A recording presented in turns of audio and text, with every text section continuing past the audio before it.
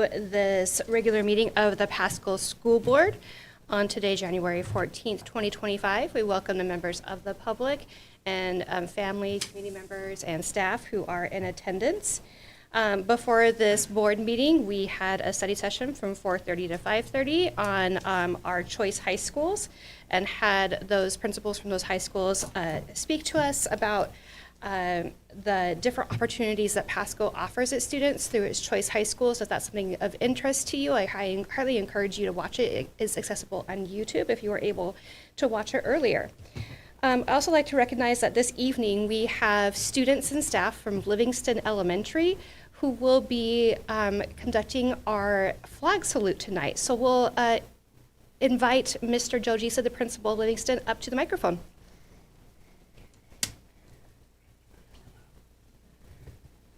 All right, good evening, Board President Brown, Superintendent Whitney, and members of the board. I'm Joe Isha, principal here at Ruth Livingston Elementary School, and it's my honor to be able to have these students here with us tonight to lead us through the flag salute. These students are our fifth grade leadership representatives.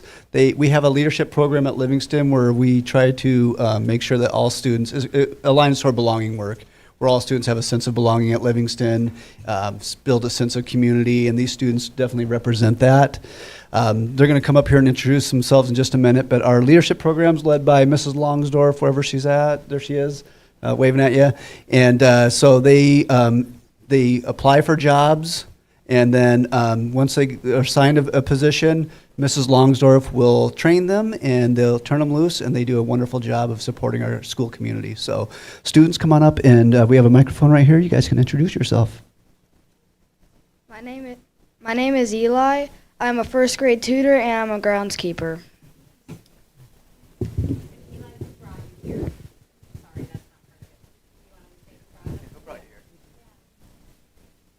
My dad, Kyle Morris. Hi, Dad. My name is Nico, and I do recycling crew, and the person that brought me was my dad, Enrique Rubio. Dad, would you wave your hand, please? Hi, Dad. My name is Amelia, and I am a student mentor, and the person that brought me here is my mom, Angelica Torres. My name is Valerie, and my two jobs are event promoter and reading with first graders. Hi, my name is Layla, and I'm an event promoter, and my mom brought me Leticia Torres. Hi, my name is Ethan. I am part of recycling, and my mother brought me here. Kylie Lopez.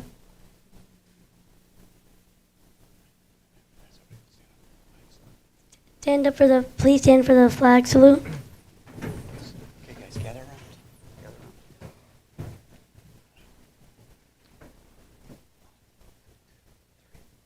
I pledge allegiance to the flag of the United States of America and to the republic for which it stands, one nation, under God, indivisible, with liberty and justice for all.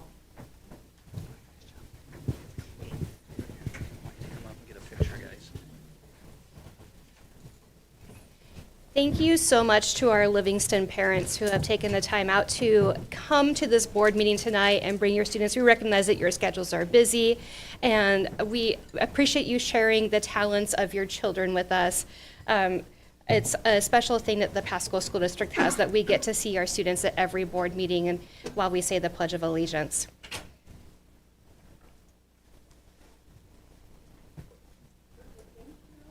Thank you so much.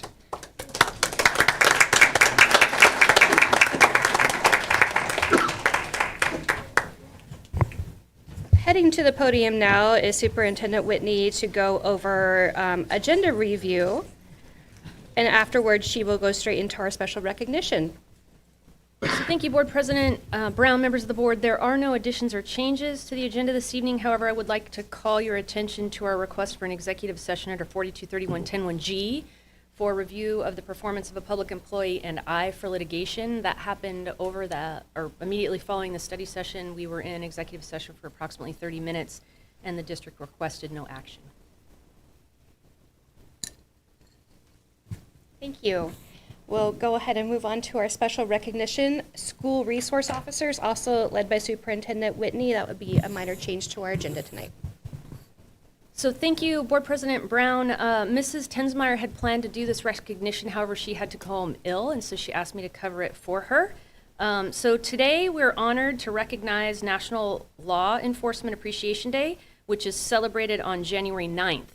This is a fitting opportunity for us to express our heartfelt gratitude for the remarkable work of our school resource officers. While our school resource officers are often associated with providing security in our schools, their roles far go beyond that responsibility. They serve as a vital link between law enforcement and the students in our community.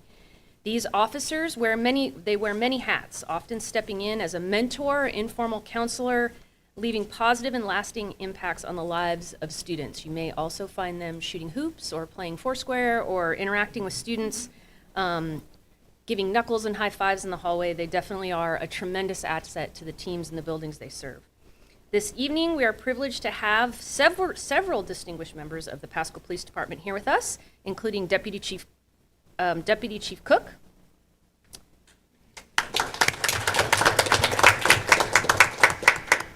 Captain Paramore, who oversees our district SRO program and is really just the district's main point of contact.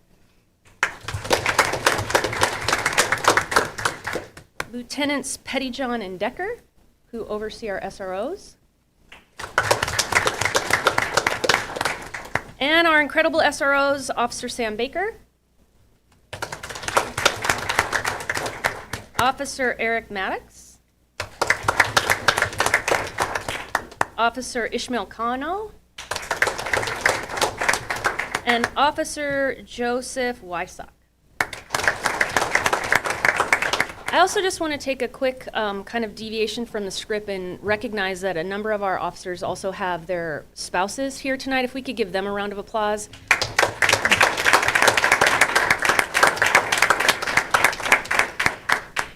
I can imagine that this work is done as a family, and so we definitely recognize the impact to each of them as spouses and are incredibly grateful to them for their support as well. So you're receiving a token of our appreciation. This year, you have a gift card from Dutch Bros, Swig Coffee, and Ground Supports Coffee for each of you. On behalf of every student, teacher, parent, and staff member in our district, thank you for your unwavering commitment to the safety and well-being of our staff, students, and the community of Pasco. Your dedication does not go unnoticed, and we are deeply grateful for the essential role you play in creating a secure and nurturing environment for our learning and for our safety. So one more round of applause for our Pasco Police Department.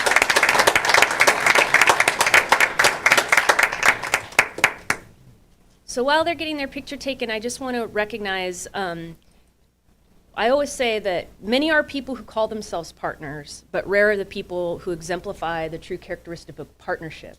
And partnership means showing up when you're at your worst, and each and every one of these people has picked up the phone when we needed them the most and delivered not only command and control as they do as people who are dressed in blue, but also with a level of nurturing and compassion and care that I think is truly remarkable and unique to Pasco police officers. And it is just my joy, privilege, and honor to get to serve alongside and shoulder to shoulder with what I think are the best in the business. So thank you to each of you.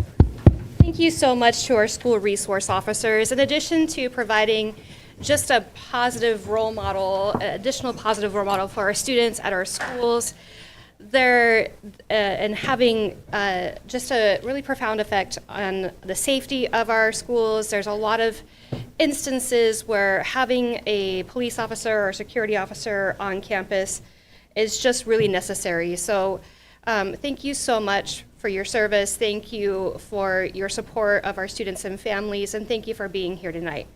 And in addition to Superintendent Whitney going over the special recognition on the agenda, the other small change in the agenda was that I skipped over the roll call, and Vice President Simmons was so kind as to point that out to me, so thank you. Ms. Richardson, can we have roll call, please? Present. Present. Present. Present. Excused. Present. Present. Excused. With that, our next item on the agenda is audience comments. The Pasco School Board values comments from staff, from students, and community members. And comments about our agenda items can be made now. Did I skip over? Oh my goodness. Thank goodness for Vice President Simmons. We're going to put that agenda item on hold for a minute while I go to agenda item number 4, the approval of the minutes from our regular board meeting from December 10th, 2024. I would entertain a motion. Madam President, I move to approve the regular board meeting minutes of December 10th, 2024. I second that. We have a motion and a second to approve the regular board meeting minutes from December 10th, 2024. We can approve with a voice vote. All in favor say aye. Aye. Aye. And we have, I believe, now done all of our agenda items up until the audience comments. I appreciate everyone's compassion and understanding. As I was saying, the Pasco School Board values comments from staff, from parents and students and community members. Comments are limited to 2 minutes. Ms. Richardson has a timer which will turn yellow when there is 30 seconds left, and then beep and turn red at 2 minutes. And I would ask that you wrap up your comments by then. And if there are any comments made online, Mr. Garrett will meet you after 2 minutes. With that being said, is there anyone here in the boardroom who would like to give public comment to the board?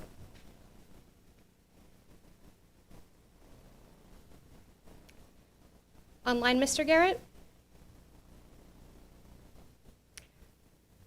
With no comments from the community and audience comments, we will move on to the consent agenda.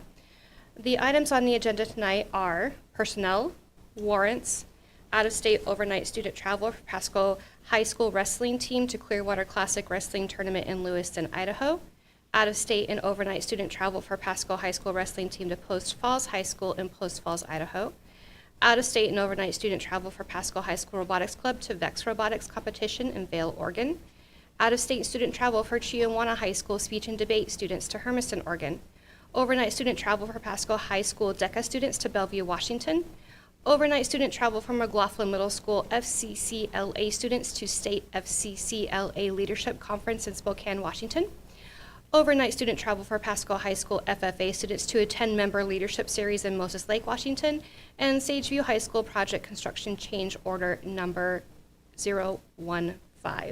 I would entertain a motion. Board President Brown, I move that we pass the consent agenda as presented. I second it.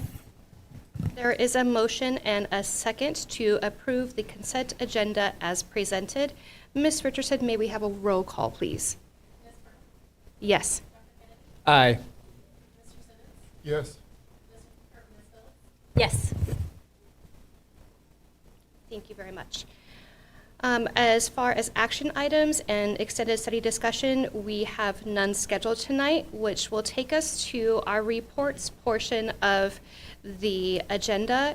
As I was saying with community in relation to audience comments, we will have audience comments after the reports. If anyone online or in the boardroom should wish to comment on one of the reports, there will be time afterwards.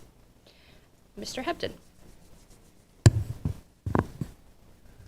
Good evening, Board President Brown, members of the board, Superintendent Whitney, and the community.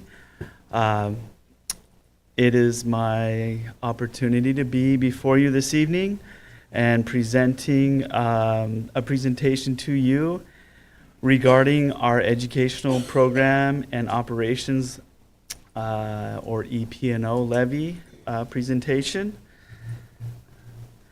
Purpose of this presentation is to just an educational opportunity for all of us, maybe a reminder for some of you, for the community, for you, for staff. We'll talk about define what an EP&O levy is, provide some background and history on levies in the Pasco School District, need to map out some next steps over the next calendar year as we work to replace the expiring levy that we have. And I'll let you know the details of that expiring levy. I look to obtain any feedback that you have as a board for future presentations.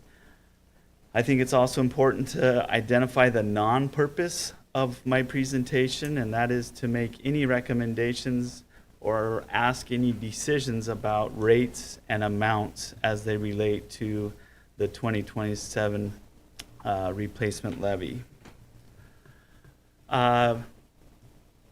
I think it'd be, I've got a little video here. I didn't produce the video, but it's available out there on the internet, and one of the ESDs put this together. It's a great little video that shows you the difference between a levy and a bond.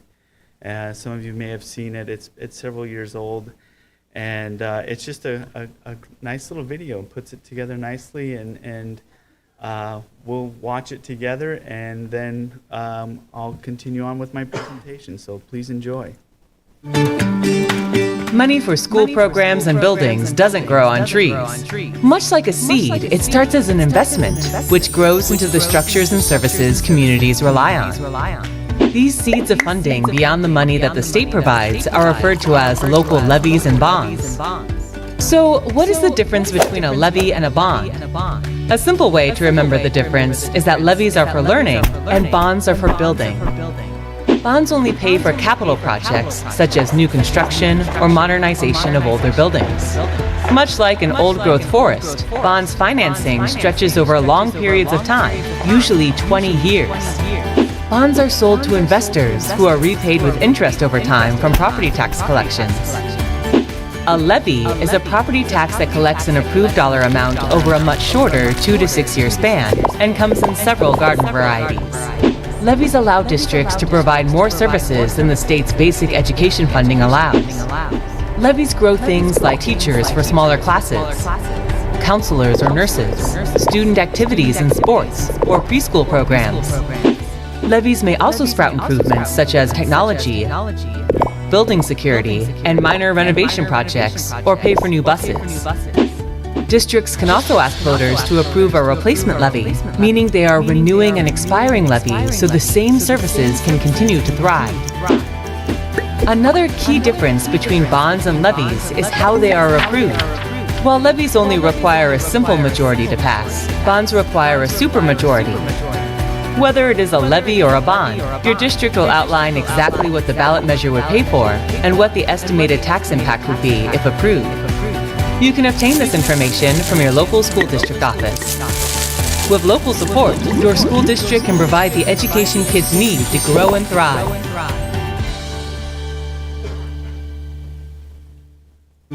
Like a seed, it starts as an investment. These seeds of fun. So, you may recall levies have been known as a maintenance and operations levy or enrichment levies. The term now is educational programs and operations levies, or EP&O levies. We refer to it as our levy. They are allowed under Article 7, Section 2, gives us the authority to levy property taxes. You heard in the video, it kind of bridges the gap between what state funds a school district to operate And the term enrichment is a term that's been used because it adds to what the state provides as basic education. So the community approves a local property tax that's generates revenue for the school district, and all the money from that levy goes to the district to help, as I mentioned, bridge that gap. Some of the details of what a levy is, the nuts and bolts there. They are limited to a period of up to 4 years, and this is an EP&O levy. In the video, you may have heard them talk about up to a 6-year. There are other levies that you can do under the umbrella of levy, but an EP&O levy is limited to 4 years. And so you can choose a 1, 2, 3, or 4-year levy, and that's something we'll decide as a board, and we'll have recommendations as a staff for you, or options. Again, that 50+1 voter approval, there's no validation requirement as there are for a bond measure, so that's not required on a levy vote. We can only run for a levy twice in a calendar year. There's 4 opportunities in that calendar year, and if that does not pass in those 2 times, then we have to wait for another calendar year to come up. 95% of the school districts in Washington have a levy and operate under the levy umbrella. And our current levy that was approved in 2022 is a $110.6 million levy over a 4-year period, and is expiring as of December 31st, 2026. So we talk about a levy rate. That's something that we will have discussions about, and in simple terms, it really helps our community to understand what we're talking about. When we set a levy amount, that's what voters approve, is an amount. And then we have to help them understand, all of us understand, what is that impact to the voters. And so we take their assessed value, divide it by 1,000, and then we divide that amount that they've approved, and it generates a rate so that they can understand how much per 1,000 assessed value of their home will they be paying in taxes. And so that's what we call a levy rate. In 2019, the legislature capped levy rates at $1.50, and so when the levy prior to the one we have, it was capped at $1.50, and we kept that for 4 years. The very next legislative session, they turned around and said that might not have been the best idea, so let's go ahead and increase that to $2.50. The district did maintain the $1.50, even though the legislature did change. So just a little bit of history and background. Our current levy was targeting $1.75 for its 4-year period. Right now it is, we closed out 2024 at about $1.68.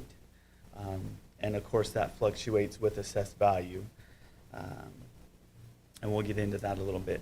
Wanted to share with you kind of what are the taxes that are levied in our area. The state has its chunk of taxes that it levies in our county and for our taxpayers. It's controlled at the state level and paid to the state, and then they keep some of it to run OSPI, the Office of the Superintendent of Public Instruction, and then they allocate portions back to school districts throughout the state, and that's how they fund the basic education based on student enrollment and student needs. Then we have our local portion, and that's the EP&O portion, Educational Program Operations Levy, or the levy as we're talking about tonight. And then we can also ask our voters to approve bonds, which we're grateful for, and excited to build or open up our schools that are coming up here pretty soon, Sageview and Orion, and other capital projects. So those are the three categories of taxes that are levied as they relate to school districts. This chart here shows you kind of the makeup of those taxes. Went back to 2013 just to kind of give an idea of what taxes, and these are the rates associated with those. You can see in 2019 that legislative action where they capped the levy there, and that's the light blue one at $1.50.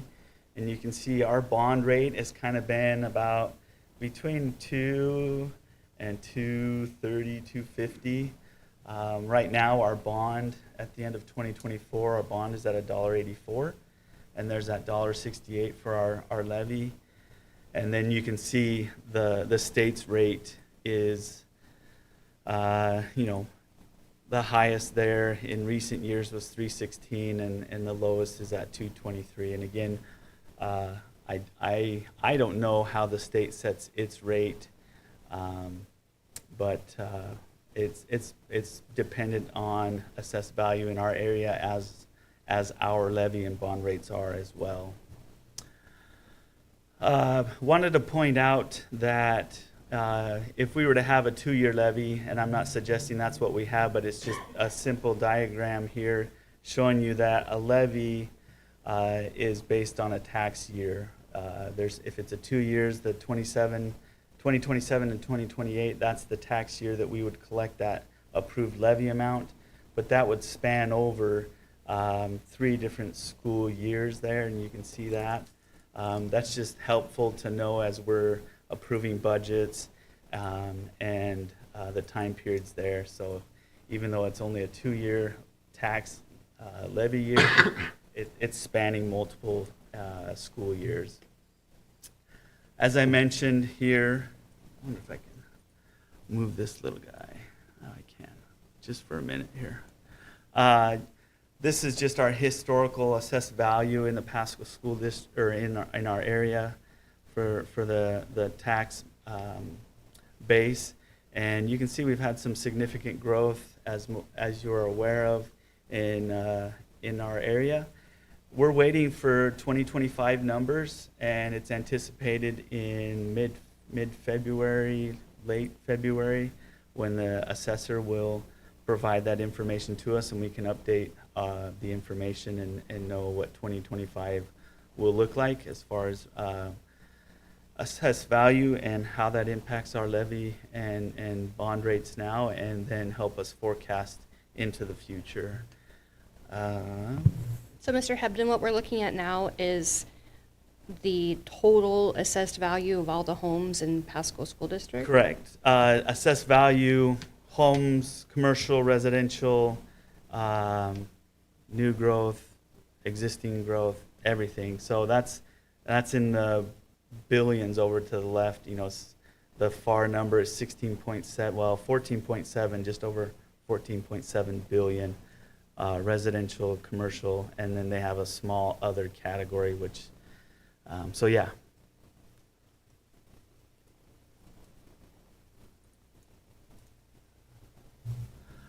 This is the lower portion of that, so if you wanted to see the numbers there, you can see kind of the percentages of year-over-year growth, a 10, a 20, and a 30-year average of year-over-year growth. And we've seen some significant growth in recent years.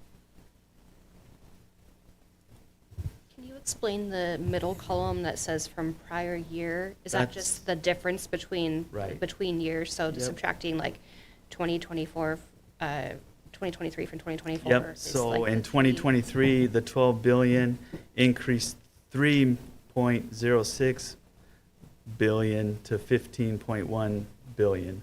And that's what that middle column shows, is that $3 billion increase is the change from the prior year. So that's been steadily, except with the exception of 2020, I guess. Yeah. Well, Yeah. I guess 2020, 2021, it's been increasing at a Almost in double digits, yeah.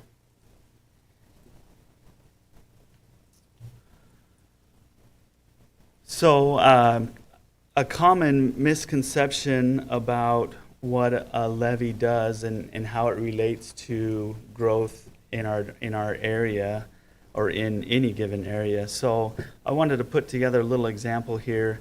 Let's say the school district, and these are simple numbers. The school district approves a $1,000 levy. That's not even a realistic number, but it's a simple number to show an example. And we have 3 homes in our tax district, and they all have $1,000 or $100,000 valuation. Each of those homes would be responsible for $333 each to meet that $1,000 levy amount for that levy. So the misconception would be that, well, hey, if we have a 4th home that comes in, somebody moves in, there's new construction, there's going to be another $333 that would go into that levy, and now the school district would collect $1,300. Well, levies are a set amount, and that's that $1,000. So what actually happens is that 4th home just lightens the tax on all properties, and now everyone, instead of paying the $333, the 4 homes now share that $1,000, and everyone pays $250. So things like Amazon, when they came in and they are now part of our tax base, that drives down the rate for everyone in the area. So when tax assessed value goes higher than we anticipate, it doesn't mean that we get more money on our levy. It just means it drives the rate down. So I think that's important to understand. We can't talk about levy without talking about LEA, and that's local effort assistance. And it's the state's attempt, I guess. I don't know that it's a perfect fix, but what it does is it tries to balance the playing field for districts. You know, you can have somebody over on the west side of the state, and they have property taxes that, you know, I have 2 districts here. They both have similar student FTE, but, you know, District A has $2.5 billion in property tax value, and District B only has $353 million in property tax value. They both serve, like I said, about the same amount of students, so they would get about the same amount of regular apportionment from the state. District A could run a 25-cent levy. I just ran some numbers. They could run a 25-cent levy, and they would collect about $628,000. District B, to collect not even quite that, at $1.50, would collect $530,000. If District A ran $1.50, they'd collect almost $3.7 million. So there's quite a discrepancy on what District A could collect versus what District B would collect.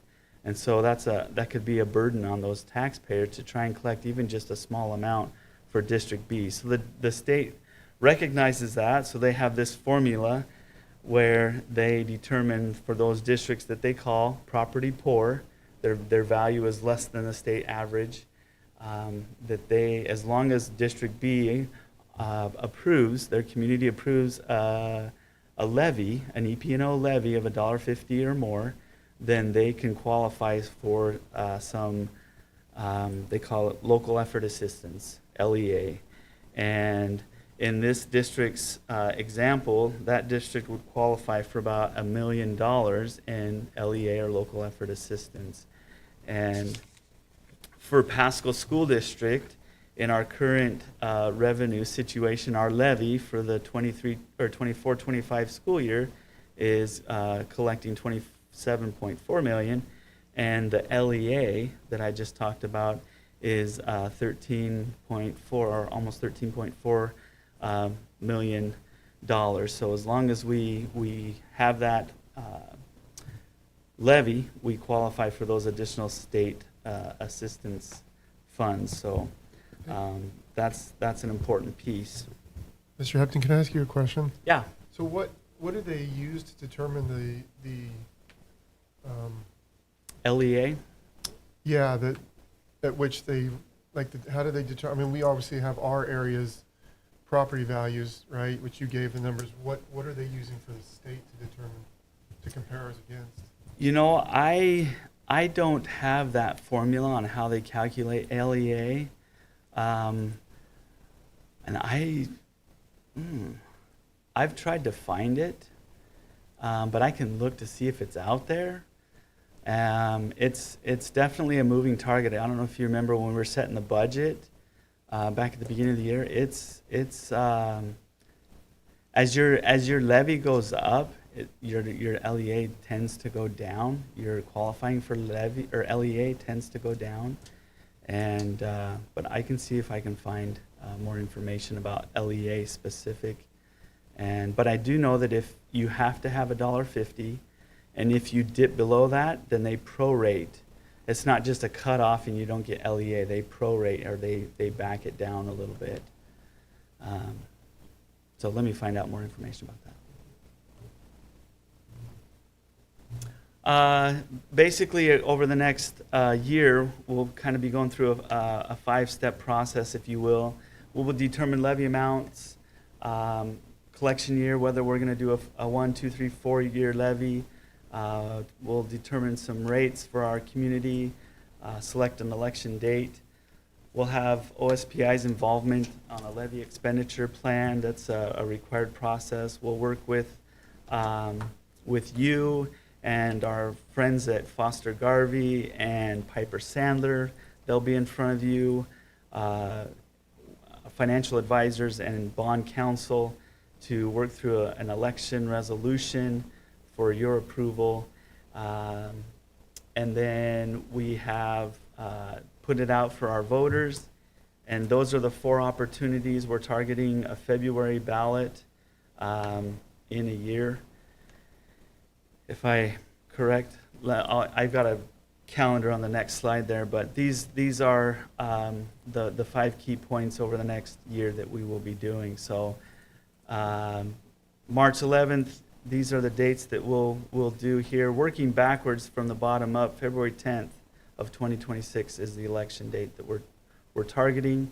And then you can just work your way backwards on the set dates for filing the resolution, board action, 2 things for that resolution to be adopted on November 11th of 2025, and then a pro-con committee appointments at that same meeting.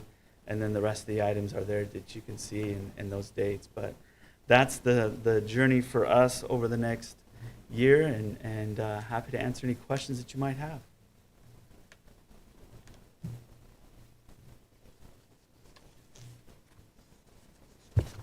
Okay, so help me understand. The levy is approved for a rate or an approved for a set amount? It is an approved amount. Okay.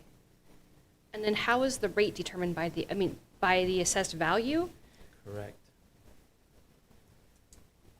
Because we take that amount that we determine that we need to bridge the gap between what the state funds us and what we need to operate, we divide that into the assessed value, and we estimate what the rate will be. Got it. Thank you. Are there any other comments or questions from the board? So you have all these next steps, which is great. When do we start advertising for the levy at schools and letting people know? When will that happen? I didn't really see that on there unless I'm missing something. Good question. So that happens, so part of our communication starts now as we start talking to you about each of these components, and then we have the dates are specified when we're out talking. When we're talking to you, we're also out talking to our buildings about our current budget situation. Once we're closer to the fall and you've designated the rate and the length of term, we can start to do some general communicating, but it isn't until after you pass the resolution that we would launch our information sharing efforts. So as that gets closer, Anna Tensmeyer will build out a timeline for when that happens, but it would happen in the fall.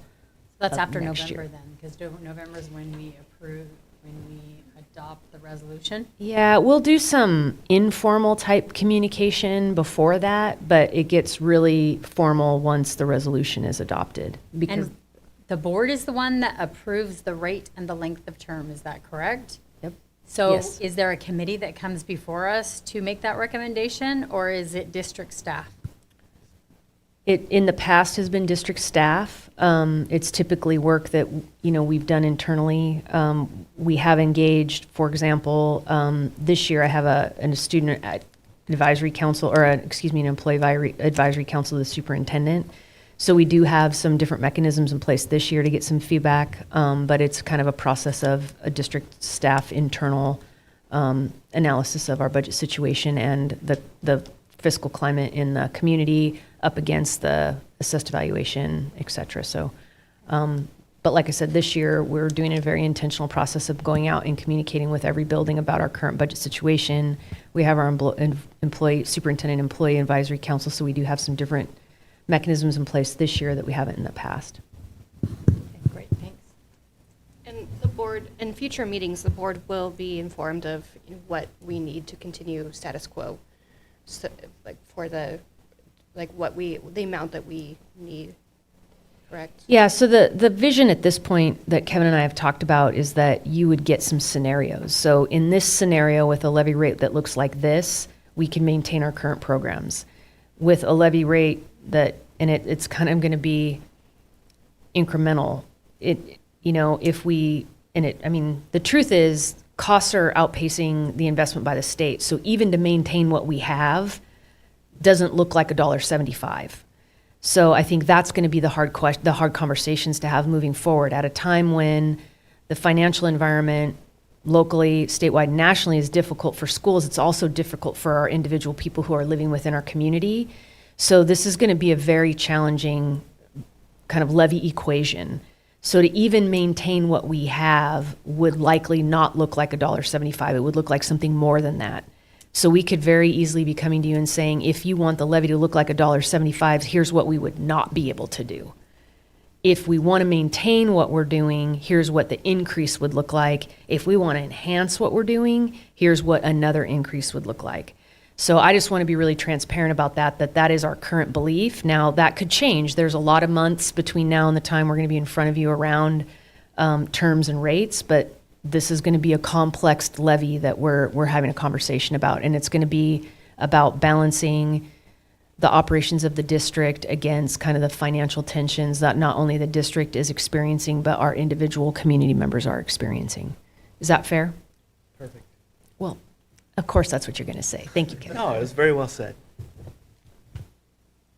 Kevin, thank you for the graphics. Those were really helpful, and I loved the video. I really loved seeing what the rate has been over the years and how it made that big drop at one point. So I just really appreciated, and then the assessed value in the community, that was really helpful too. So thank you for those graphics.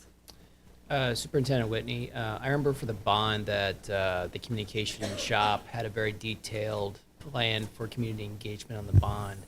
Will the communications office come up with a similarly detailed game plan for a very short, if we follow this timeline, very short period of time to engage the community formally on the levy? Yes.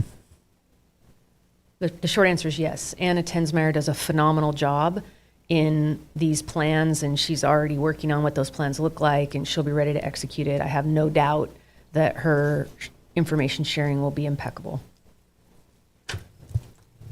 Owen, Danica, any comments from our student reps? Okay. As we talk about communication with the public, a lot of while we as a board can encourage the voters to get out and vote, what I've seen has been really effective is staff and community talking to people about the importance of a levy and when we need to pass levies, and understanding that the state does not fully fund education, and so that we really need to encourage people to vote. And I've seen that in my own personal life when I became a teacher, that my dad had never voted yes for a levy until I became a teacher, because he's like, I don't have kids in school anymore and I don't have to worry about it. but then saw how much that those funds for schools make a difference in the life of his daughter, and that was what he needed to change his mind. And while I can't tell you as a board member to vote yes or no, I can inform you of what those dollars do for our students and our schools and our staff, and they are super important. So it's really important that every one of us becomes an ambassador to encourage people to vote. And from a student's perspective, levies are so important for us to keep our programs. I know that a lot of students, especially at the different high schools, speaking from Chiwana, being able to have all of the different programs and extracurriculars that we offer, especially with our very big music department, including like all of our performances we put on between our bands, our choirs, and our mariachis. Levies could help keep things like that open for us, as well as our sports, and just keeping in mind that even if you don't directly have a child, you still do see your levy dollars come back to you, because like we do have our mariachis perform in community events. So being able to keep such core programs for our students like that is something super valuable that we, from students' perspectives, do really, really value in our lives. Thank you, and thank you, Mr. Hebden, for your presentation. It was aptly titled Levy 101, and I think we all gained a lot of information and learned a lot from it, and have a lot of thinking to do about how we can proceed forward. And thank you for the district for presenting this information so that we can plan and have a timeline. With the ending of our Levy 101 presentation report, we go to the next report on our agenda for the first reading policy revisions of policy 3205, sex discrimination and sex-based harassment of students prohibited. Have I forgotten something else? And sex-based harassment of students prohibited, policy 3210, student non-discrimination, policy 5011, sex-based discrimination and harassment prohibited. Although the agenda says Ms. Jen Johnson will be presenting this report, we actually have Sarah Thornton on Zoom who will be presenting. Good evening, Board President Brown, board members, and Superintendent Whitney. As you said, tonight we have 3 policies to present to you for first reading. As a government entity, the district is required to comply with all state and federal civil rights laws, and that includes, of course, having policies in place that are consistent with state and federal law.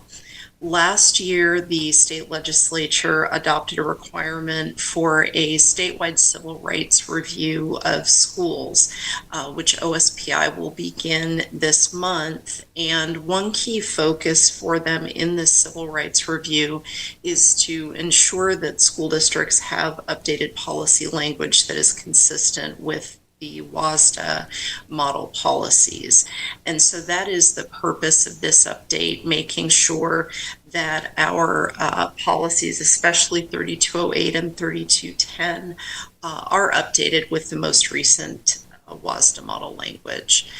The edits that are being proposed, it's important to know they don't actually change the district's current responsibilities or what we are already doing.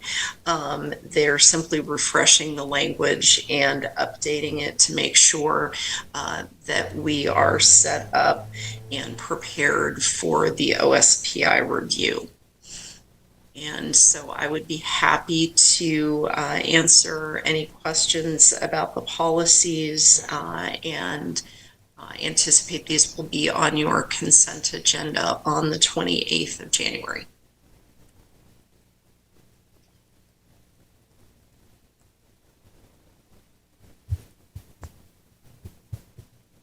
Is there any discussion from the board about the proposed changes to these policies? Or questions for Ms. Thornton?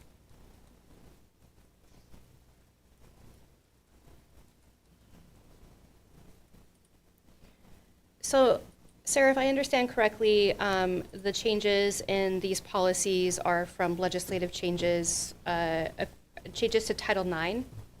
That's part of it?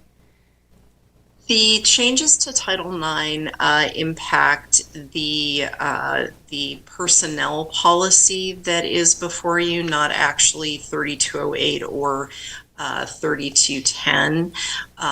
We have had updates regarding the sex discrimination and sex-based harassment policy for protecting staff.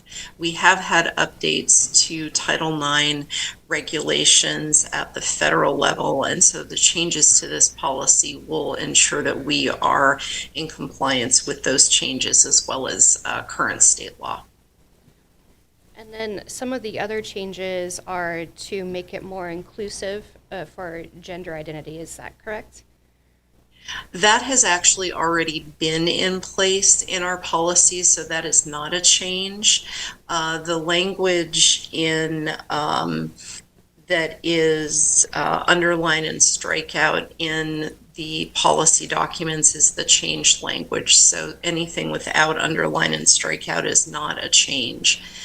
Primarily, we are making sure that our definitions are updated to be consistent with case law.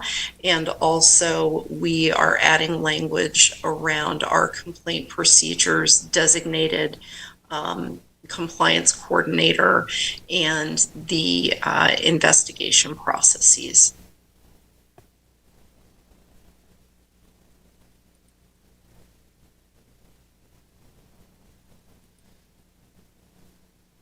Questions or comments from the board on these proposed policy revisions?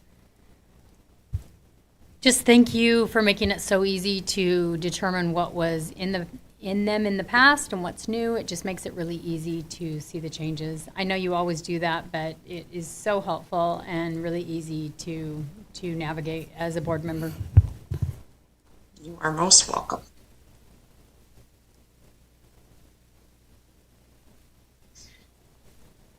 And like I said, we'll have these for you on the 28th on the consent agenda. Wonderful, Sarah. Thank you so much for being here tonight and for presenting these policy revisions to us. So we will wrap up Report B on our agenda and move forward to Report C, the high school schedule presented by Ms. Mira Goebel.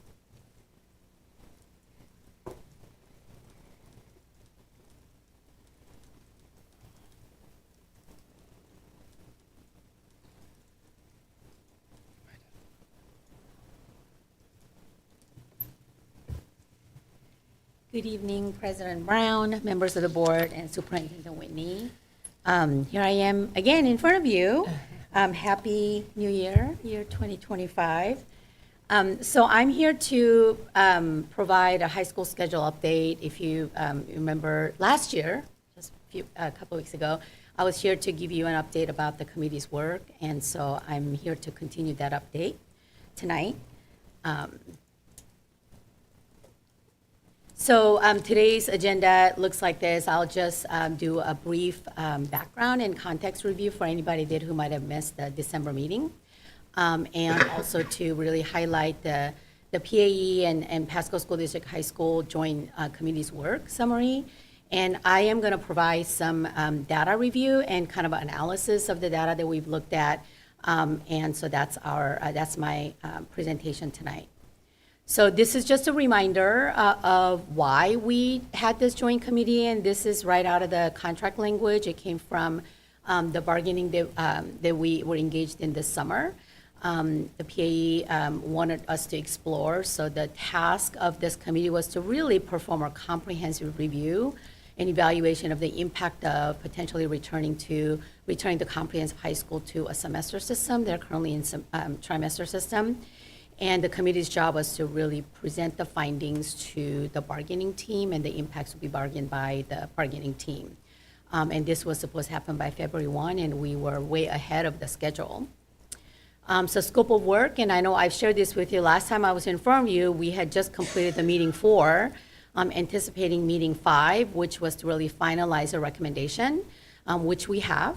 And also identify team members who will present the recommendation to the bargaining team, However, tonight that I'm not going to share the recommendation with you, I'm just going to share the findings, just to honor the request that the bargaining team wanted to be the first to hear the recommendation, and we don't meet till January 21st. So that's our first meeting. So I just wanted to honor that request.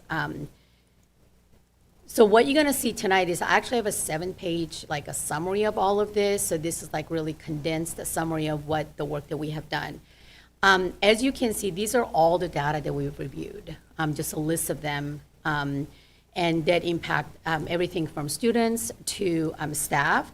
So I think it's important for everybody to know. I know that this is really dense presentation, but this is not only to inform the board, but really community at large and staff of really the work that committee has done. It was not done whimsically, I mean, just like simply, we've really spent time suspending our own biases and allowing data to kind of tell us the next steps. So you looked at all kinds of data. So I just wanted to share a couple of data. I couldn't present all those data. I'll be here until midnight. But just to kind of to give you a sample, 2 of the data samples and how we looked at it, and I think that's an important context for you. So the committee conducted a really thorough review of comparison data. We did a comparison from Pasco High School and Chiawana High School, really focusing on semester schedule data from 2016-17 and 17-18. That's where the last time that the high schools were in a semester system. And school years in the trimester schedule data from 20-23 and 23-24. So we wanted to make sure it's equitable, and we of course left out the COVID years because data was really, some data was not available, and we didn't think it was a good data for us to look at. So we really intentionally looked at this. And so here's a sample data. One of the data set that we looked at was average cumulative credits. So what happened during semester system. Just a reminder, the 2016 through 18, the both high schools were in semester system, but also Washington State graduation requirement was 20 credits. So it was not 24 credits yet. And yet our students, if you look at the average, were carrying 6 credits, which is considered full load, 6 period day. If you look at senior data, they were actually, average was 24.5 credits. So they were actually exceeding what was required. Reason that they were able to take more is because they also offer 0 hour and 8th hour for students that need more. So students are actually carrying a full load.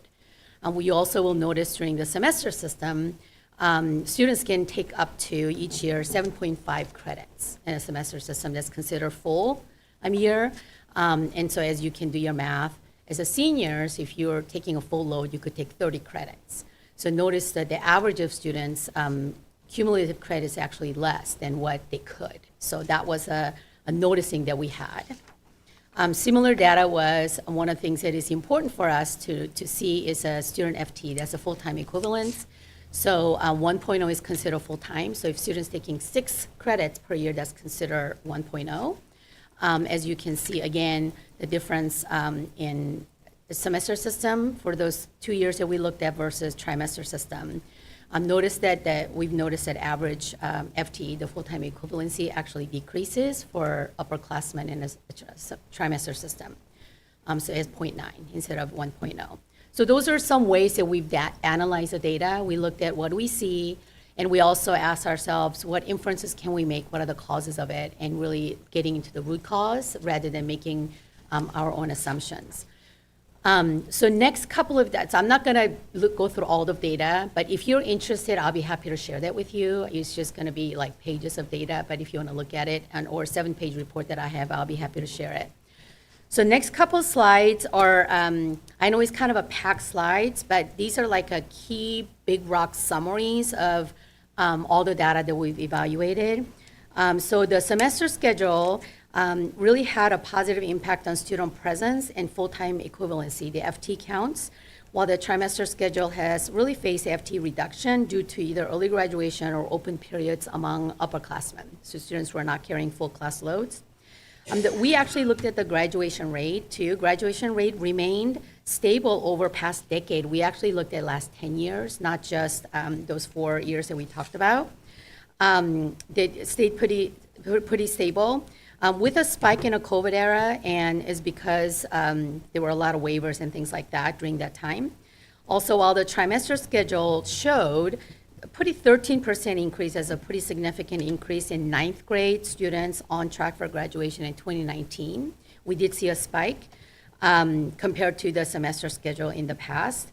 However, that actually flattened out. So that we saw a spike, and then it actually, post-COVID, it actually diminished to pretty similar to it was while it was a trimester system. Other data that we looked at is the semester schedule really supports students in maximizing credit opportunities through full or more than full class loads, ensuring steady credit accumulation, and it actually impacted their GPA in a positive way. We looked at GPA too. The trimester schedule showed a decline in the full class load participation, especially upperclassmen, with many students not utilizing the opportunity of, they got up to 30 credits and yet they were not. While trimester schedule provided a broader range of elective offerings, that has been a positive. And really early intervention opportunities during the school day. So students are able to actually recover credits, able to build in. So that was definitely a positive for a trimester schedule. So that's just a really high overview summary of all the data that we looked at. So committee then, based on that, as part of the recommendation, with the charge was that what would be the reasons for transitioning to semester schedule potentially, and here are some reasons we identified based on all the data that we analyzed. So transitioning to semester schedule offers really several benefits, including alignment of consistency with middle schools. Our middle schools currently are on a quarter system, which is like semester. Similar grading periods, as well as really uniform scope and sequence across all comprehensive high schools. There's a little bit of disparity right now. It really simplifies systems by reducing complexity of master schedule creating and graduation pathways planning, 4-year plan. That actually came from the counselor who was on the committee, how much simpler it is to help with a 4-year planning in a semester system is in a trimester system. Also, year-long classes under semester fosters stronger teacher-student relationships because you're with them for an entire year for most of the courses. And it really enhances student engagement. It also reduces the early graduation rate and increase 4-year attendance, full attendance. Additionally, the semester schedule really improved the access to specialized instruction for students with disabilities. That's one of the things that special education teacher pointed out. Other reasons to transition to semester schedule include semester schedule provides academic benefits by increasing instructional time, which enhances learning outcomes and foster a culture where one of the things that inferences the teachers made that under semester system there was like every credit counts versus and I'll talk about it in a semester, they seem to think, oh, I have room to fail. Culture is kind of how they, because I can make it up. That's one of the things that teachers made inferences about. Also, another positive is that it really aligns, semester schedule aligns with most of the high schools remained a semester when the Core 24 came out, starting with a graduate class of 2019. So it's aligned. So one of the challenges when students transfer from semester system to trimester system, deciphering through all their credits and transcripts is a challenge. That's one of the things that counselors talked about. Also, it is aligned to higher education because our universities and our semester systems for running STAR student is aligned to their schedules better. And so those are some other benefits. So here's reasons why we might maintain this trimester schedule. So maintaining the trimester schedule offers really districts advantages, including increased elective opportunities that provide students with diverse learning experiences. This model also allows students to earn more credits and offer greater flexibility with course selections and also credit recovery during the school day. Additionally, trimester schedule has a more frequent grading periods, really enabling earlier intervention if that's needed. And also it can happen during the school day. So could be a reason, these are reasons to maintain the trimester schedule. So we were really thoughtful about one way or another because that was a recommendation. So the last thing the committee will present to the team, the bargaining team, is considerations. So these are the considerations if to potentially moving to semester, if that is a consideration, then these are things that you should consider. Some of the consideration is really for transitioning to semester schedule for the comprehensive high schools. really utilizing 25-26 as a planning phase, and actually the full implementation target for 26-27 school year when all 3 comprehensive high schools, all 4 grades. So that would be one of the consideration. That also gives a longer runway for the staff to collaborate. That's going to be really crucial to readjust the scope and sequence of the courses and align the core contents and all the work that the teachers need to do. And also to address the workload, a number of classes taught, length of classes, periods and things like that. It gives more time, and also to really ensure equity and feasibility. Additionally, really aligning the middle school, we felt the middle school partnership is really important. Working with them on grading periods, also curriculum consistency, and really increase credit-bearing opportunities at the middle school level, and also increasing dual credit opportunities, because if we go to semester system, it's not what we had 4 years ago. The graduation requirement is 24 credits, so it has to be different. We're not going back. We need to have a different semester schedule if that's the plan. Additional consideration is really a comprehensive communication plan that informs staff, students, families, and all the middle school stakeholders is really going to be critical.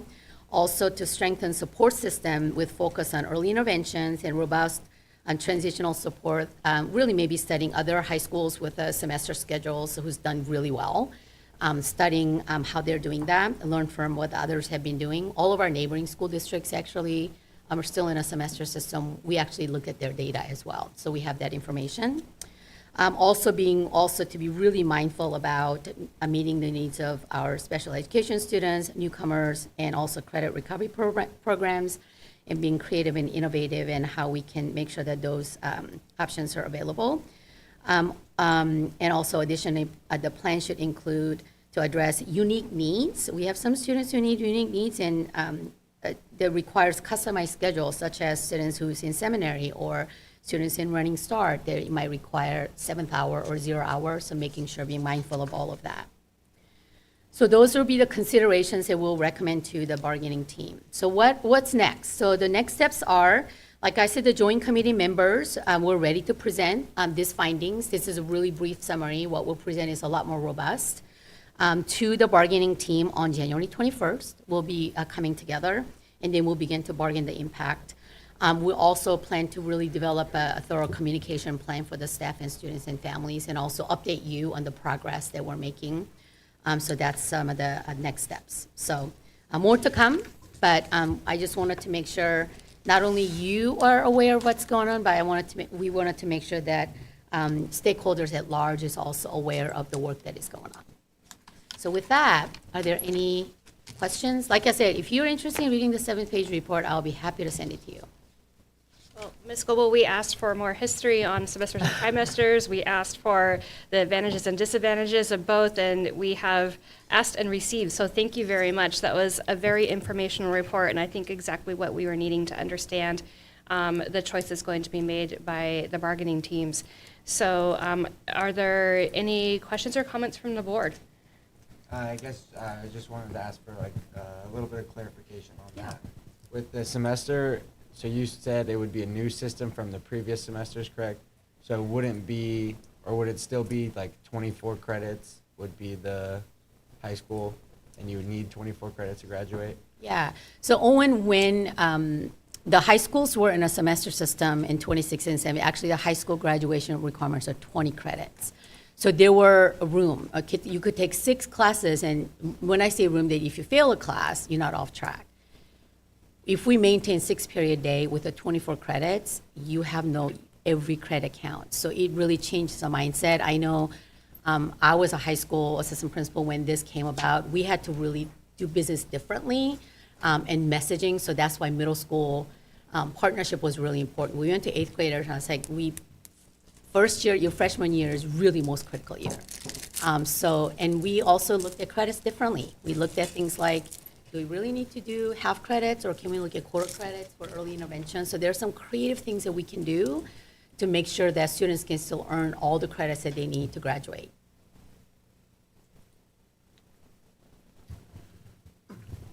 One of the questions I had real quick, was how are the middle school schedules and secondary systems not consistent right now? How do those need to be aligned?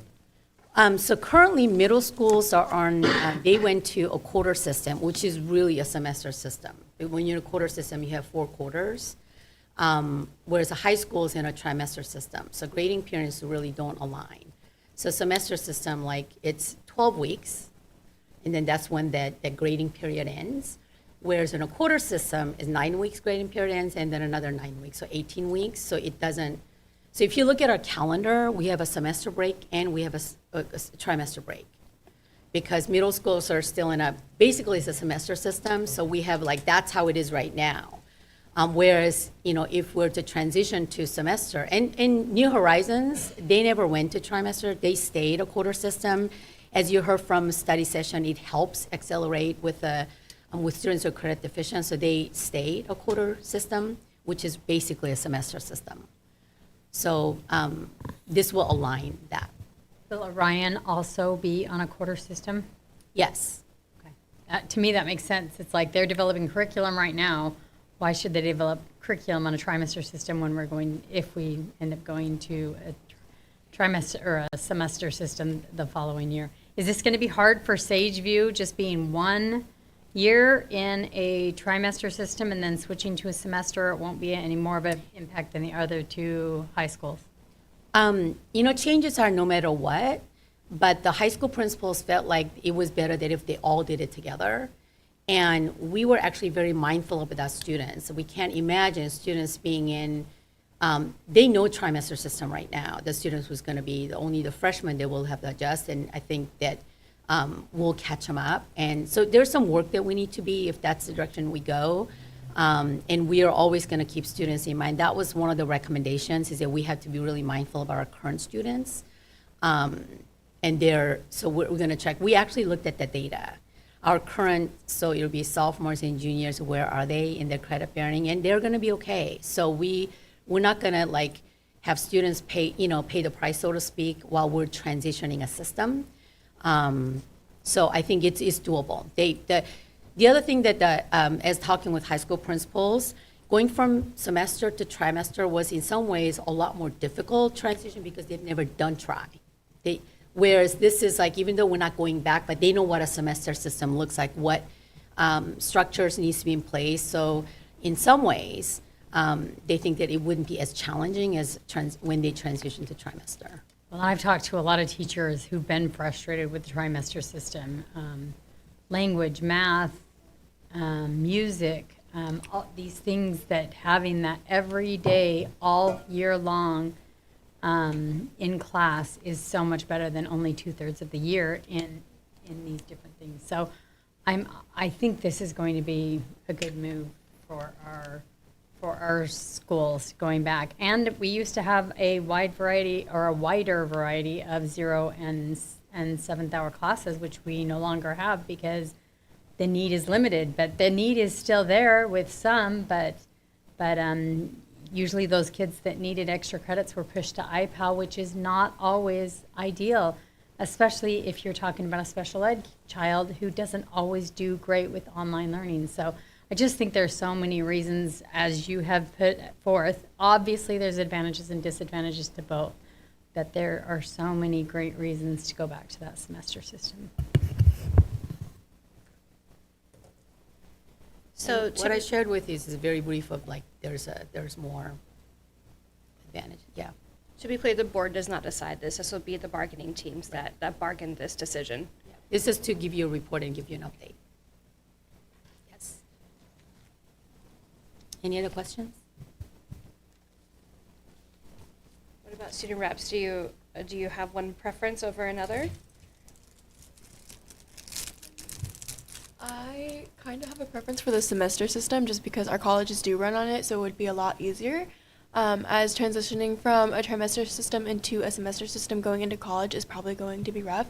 I have friends who are recently at their first year of colleges who are telling me it's rough because going from a trimester system and then going from having the same classes for half a year and then switching to new classes the other half of the year at their college campuses was a little bit of a shock to them because then you have longer time, and it felt to them, they said it felt longer, but it also felt like you had less time at the same time. It was an interesting experience. And then I also do agree with the fact that students kind of take a trimester, some students take the trimester as a, oh, it's okay, I can make it up later, and then I can make it up later their sophomore year, and then we see students that are falling behind and then have to seek like credit recovery programs. And I know we do have a lot of those available in the district, but I do think that the mindset in a semester system is definitely that every class I take matters and every class I take counts towards graduation. It's a lot heavier, I feel like, on students when you fail a class in a semester system than when it is in a trimester system.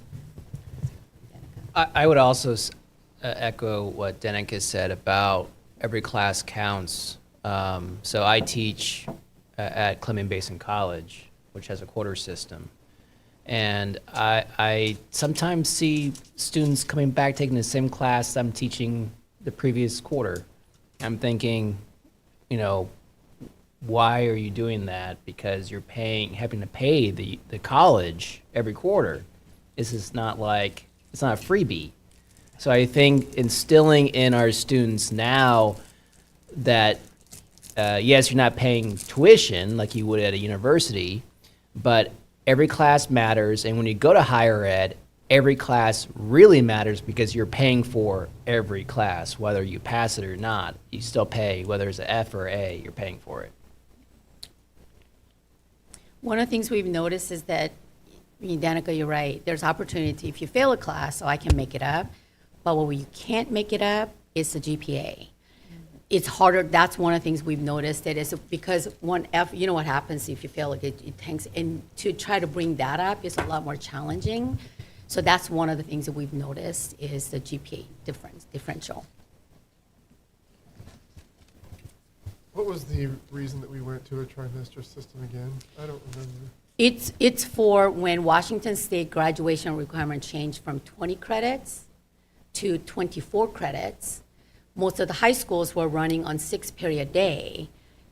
We all panicked a little bit because there was no room to fail. So, and I know that I say we because I was in that high school seat. I was like, okay, what do we need to do? And so high schools explore all different ways to make sure that students can get the 24 credits to graduate. There's other high school, the high school graduation requirement just amped up that year. It wasn't just that. The HISP came about, remember that? And there's other things that they had to do to meet graduation requirement. It just rigor went up. So that's the reason I know some high schools went to trimester system to provide them more opportunities for students for that. So they had 30 credit opportunities to earn 24. That seems a lot more doable than you had 24 to do 24. What, anything to add? I do like the alignment of semester schedules being at WC Choices. That's being on semesters with it at the high school. Not really taking any classes at the high school, but if I were, that would get a little bit hectic at times, transitioning classes at different times. But I also do like, I have enjoyed the trimester system, being able to kind of try out different areas that I wouldn't have been able to probably in the semester area. Like I took a couple pottery classes, there's a bunch of wood shop metals classes offered.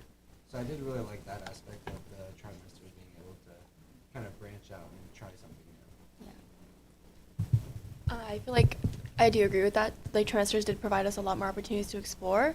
So like we had more chances for elective classes. And I feel like switching to a semester schedule, we would lose a lot of that. So then at that point, what would we do to keep our students like exploring options? Because not only were like our electives just like art classes, there were also CTE classes for career focused and career bases. So like our sports medicine classes, what would we do to keep students engaged with those kinds of topics, exploring what they want to do post education if there's such a tight limit on how many classes you can take? Yeah, what's kind of exciting about the Danica is that I know that when you listen to the presentations in December, the comprehensive high school life signature programs, what this will force us to do is really be intentional about the 4-year plan. That really needs to start in 8th grade, right? So that's his signature program. Here's a career pathways. We actually we had some CT teachers who was in the committee. One of the things they've noticed, because there's a pathways to graduate. We have kids, because there's so many options, kids were like taking all these things and then like, oh, I don't have any pathways. And so that, they've also seen some of that. So there's like advantages and disadvantages for both, for sure. We wish that every student took advantage of like you and took 30. That's what, I think that was a vision. But for whatever reason, that's not happening. And that's why the data was very compelling. It's like, why aren't they? Why aren't they carrying 30 credits? When it was 24, they were carrying 24. When you could take 30, they were taking 27. So that's been an interesting phenomenon. I know, I just figured out just that junior and senior year with 0.8 and 0.9 FTE, that's 300 kids in our district that we could receive funds for that would really help with this budget crisis. So I think that is critical as well. The other piece of students leaving early is the feedback from our higher ed partners in noticing a difference in what it's like to be a 17-year-old on a college campus and what it's like to be an 18 and 19-year-old on a college campus. So, I think that as we've opened the door for experiences on our college campuses, it's become the normal school experience that every kid thinks they should do college on the college campus, and really it was never designed for that. And it certainly was never designed for you to be 16, 17 and going on a college camp, being done with high school and on a college campus. So our higher ed partners are talking about the change in not necessarily the academic readiness, but just the life experience, worldview, and perspective and maturity to be on a college campus as a full-time graduated from high school student as a 16-year-old. Not talking about Running Start, because those kids they're Running Start and they're supported differently. They're still kind of connected to the high school. But to be a high school completed student at 16, 17 years old and starting your true college experience, they're noticing a difference. Like I said, a lot of our kids are coming academically prepared, but it's the worldview, or the kind of world and experience and worldview and perspective and level of maturity that they're seeing is, and I think that's a question we all need to ask ourselves. Did we really intend for a child's college experience to start at 16, 17 years old? And I'm not sure that's, and then it has implications for the world of work. You're coming out of college with a master's degree at 17, 18 years old, and now you're competing in a job market with people who have experience at 20, 30 years old. So I think it has this rippling effect that isn't only about how we generate revenue into the system. One more question I have is, what, in all the other districts that have trimester systems, what is their credit load? Are they seeing 30 credits, or are they seeing 27 like we are, or what? Yeah, believe it or not, there are very few. We did our research. I don't know where I got this number. I heard that there was about 25% of the high schools went to trimester. That wasn't true. Very few did. So we had a hard time finding schools who were in trimester. So there are a couple of big, it's just on the west side. I know Sunnyside went to try, I think Mapton. There's a couple of little ones around here. I think, I can't remember which school, maybe it was Puyallup, I don't want to misspeak, but one of the states we looked at, schools that went to trimester system, some of them actually increased their graduation rate, because as a board, you can change the policy. So one high school we looked at, it was trimester system, but graduation requirement was 26 rather than 24.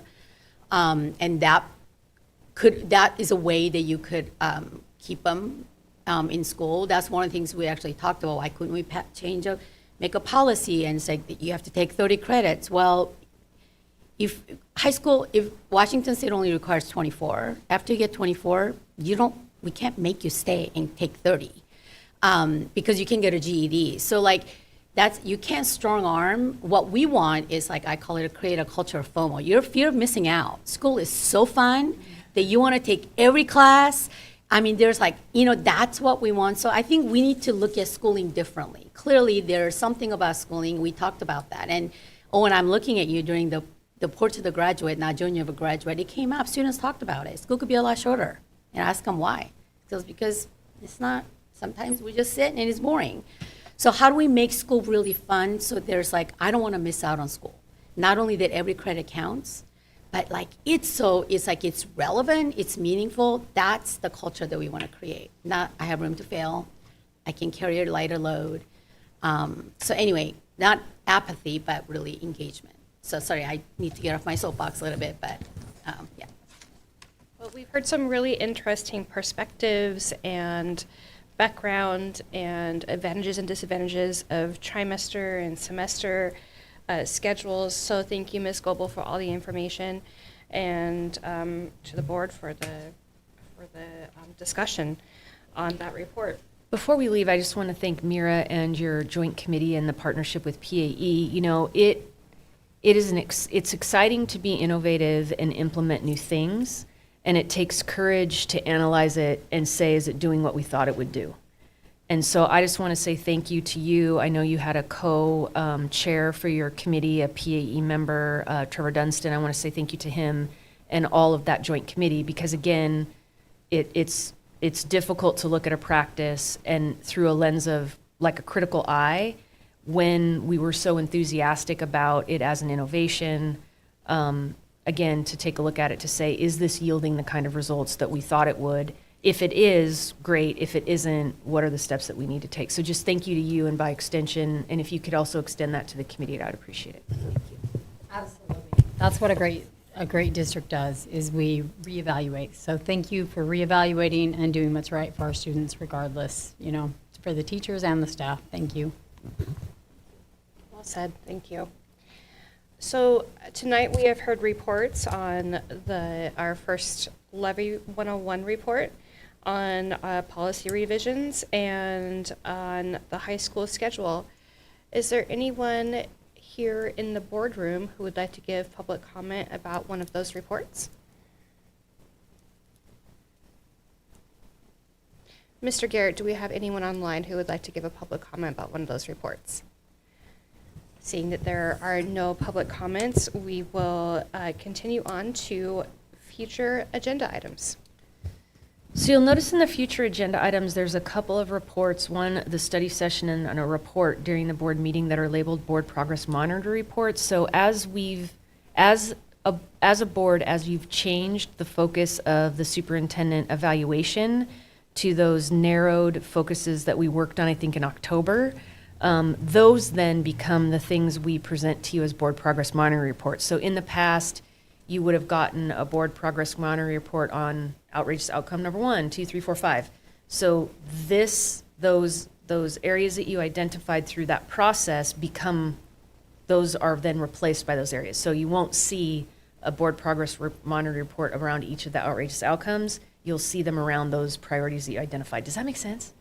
It feels like a lot of words. How are we going to get the presentations then on basic mathematics, English, ELA is what I meant. So mathematics, ELA, those basics, because as a board, I still want to see where we are doing in the fundamentals. We can talk about that. Okay. Yeah, we can talk about that. And we can talk, yeah.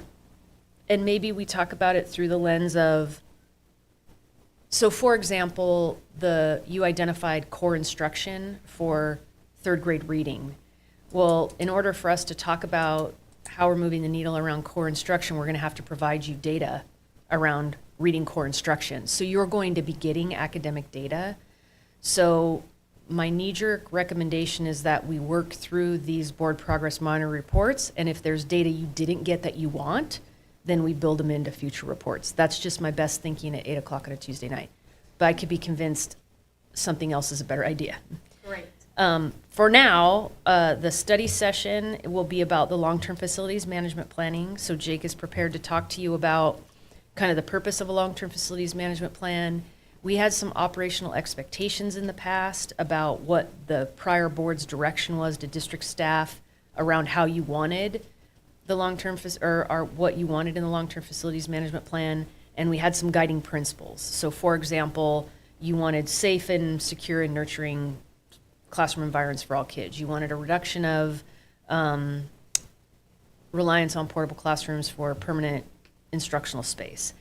That's the kind of direction that you'll need to give this group in this next long-term facilities management plan. So we'll work through that process, and then Jake will talk to you about kind of where they are in their processes of analyzing facilities data and the next steps that will yield a plan for you to review and approve in the fall of next year.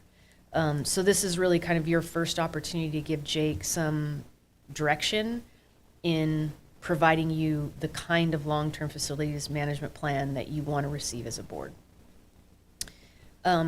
We will then also talk about the board progress monitoring report around core instruction. It may have reading and math or just reading depending on how dense it is.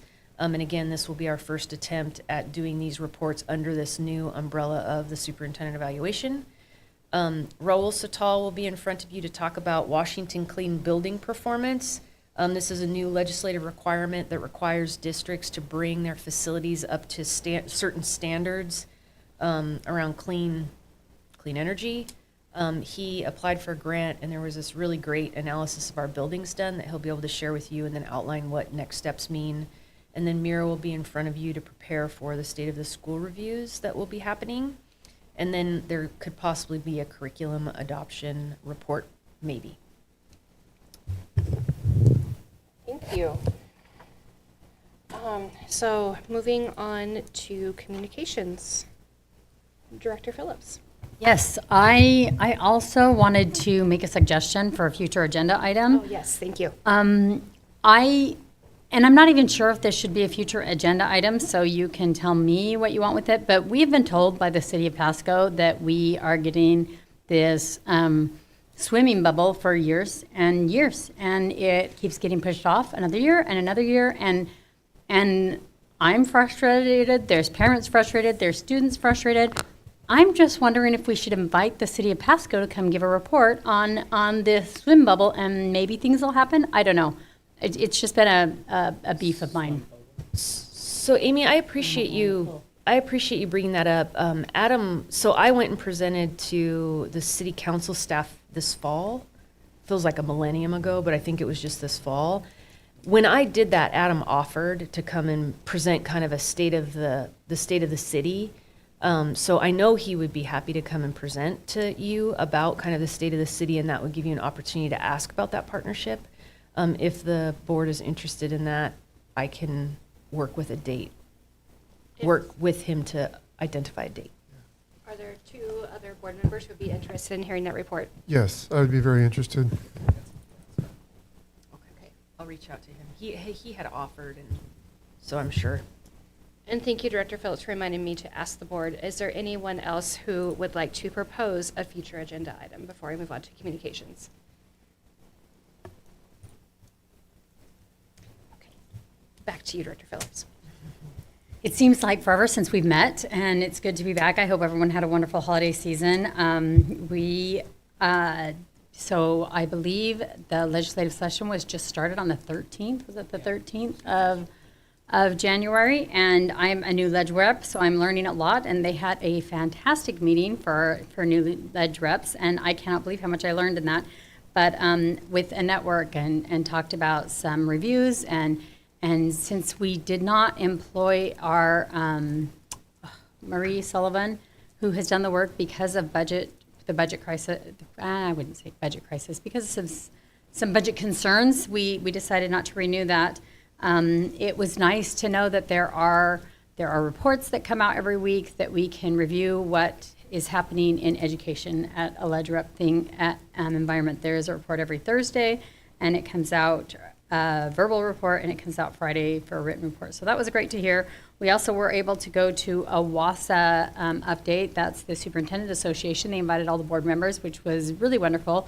That really reiterated a lot of things that WASDA, our school board organization, are really pushing for in trying to help get a little bit more budget help at the school levels for some of these increases where we have had a lot of increases that the state simply isn't covering, that's really starting to dig into our kids' educations. So hopefully we'll be able to see some assistance. We know there's not a lot of money in Washington, and there's not a lot of money set aside for education. So that's something that all of the state organizations, from the teachers' organizations to the school board to lots of different organizations, are all working to do that in the legislature this year. So that's been a couple of meetings that I've been able to attend that have been really beneficial for that. I have no report. During break, I got the opportunity to volunteer at the Tri-Cities Hispanic Chamber for our annual Shop with a Cop at Walmart on Road 68. It was a really successful event. I think being able to see our community come together and seeing some familiar faces with like some of our SRO officers, and just seeing our Pasco School District students be able to experience joy around the holidays like that and their family members was a very touching experience. And then, actually, that's all. I too either do not have It's been a while, so I'll just keep it brief. I was able to attend the WASA study session, I guess, with Director Phillips and Director Brown and Superintendent Whitney. It was a wonderful event, very educational. Something I got out of that was interesting was the difference between a deficit and a shortfall. How the state will talk about the deficit in the budget, but in reality, it's not so much as it's not really a true deficit. It's more of a shortfall, meaning that, and this is an interesting fact that I found out today too, that the state will project what they want, and then there'll be a realistic, this is what we could probably get, and they call that a deficit. It's not so much that there really isn't a lack of money, it's that they didn't get what they want, and that's the difference between what they can and what the original was versus what they want. And that's the shortfall. So that's very interesting. And also that there's been a 43% or over 40% increase in the state budget since I think it was 2010 or so. Don't quote me on that, but it's been a significant ramp in the amount. It was during the tenure of Jay Inslee, so 12 years, in the last 12 years. There's been a 43% increase in the budget. I thought that was interesting. So other than that, that's it. All I have.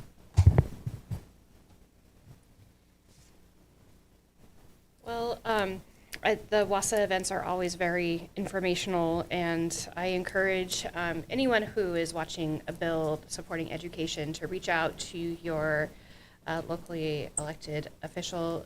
Legislative districts did change during this last year, so you might want to check and see who your legislative representative is for House or Senate by looking up online and reaching out to them. We definitely really appreciate all those community members who speak up in behalf of education. And I just wanted to speak up on behalf of educators and our schools here in Pasco for doing such a good job communicating with families. I've received multiple communications from my students, my kids who are in Pasco School District, and it's just really, really, it's a really positive experience to receive a text message saying your student is passing all their classes or your student made the honor roll this semester, and it's always, or this trimester, and it's always a really good reminder that when you get the message that your student is failing a class to go like to Power School really quickly and figure out what's going on, so and then get it handled before it becomes something that becomes not very able to be handled. And so the Parent Square communications have been really great in communicating. My youngest is going to be in the musical put on by Pasco High, Zombie Prom, which is going to be in this next month in February. So I'll do a little plug for that. And but receiving those parent notifications for that event. And then just staff who take their own time to reach out and just check up and say, how is everything going? When I've checked in with them earlier and they just, without any kind of prompt from me, to saying, hey, I just wanted to check back with you to make sure everything's all right. And as an educator myself, I often don't have like the time to do that. And so knowing that someone has taken their time to say to me, hey, I just want to make sure that everything's going okay with your student in the class. And that's how you know that teachers really have their heart in their occupation when when they're not reaching out because they have to, but because they really want to make sure that students are being successful and that students are meeting their goals and that they're on track to graduate. And I'm so impressed. And so thank you to everyone who supports our students and to our community and staff who support us. So I just want to wish Danica happy birthday. Saturday is your birthday, so happy birthday to Danica. Also remind the board and community and those watching, we have our ambassador session tomorrow, session 3 at Ochoa Middle School from 6 to 7:30. There is Soup with the Soup right here in this room on Friday, starting at 11:30, from 11:30 to 1:30. And then I will be presenting along, and I have a couple of student board representative guests that will be attending with me on the 22nd to the Regional Chamber Luncheon at the Three Rivers Convention Center at noon, from noon to 1:30. As Superintendent Whitney previously stated, we held an executive session earlier, and so we will